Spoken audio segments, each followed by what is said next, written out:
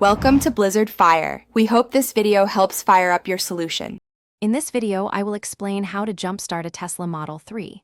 First, it's crucial to understand the location of the low-voltage battery, which is essential for powering up your vehicle systems. Safety is paramount, so always wear protective gear like gloves and eyewear. Before you begin, make sure your Tesla is securely in park and the parking brake is fully engaged to prevent any unexpected movement. This preparation ensures a safe and smooth process. Now, let's access the low-voltage battery. You'll need to open the front trunk, commonly known as the frunk, of your Tesla. Inside, you'll find a small maintenance panel. Gently remove this panel to expose the battery terminals.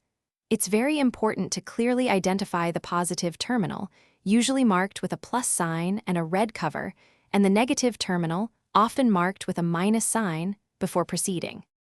With the terminals exposed, it's time to connect your jump starter. First, take the red, positive clamp from your jump starter and securely attach it to the positive terminal on your Tesla's low-voltage battery. Next, connect the black, negative clamp to a suitable ground point on the vehicle's chassis, away from the battery itself. Always ensure all your connections are tight and secure to avoid any accidental disconnections or sparks. After making your connections, activate your jump starter and allow it to charge the Tesla's low-voltage battery for about 5 minutes.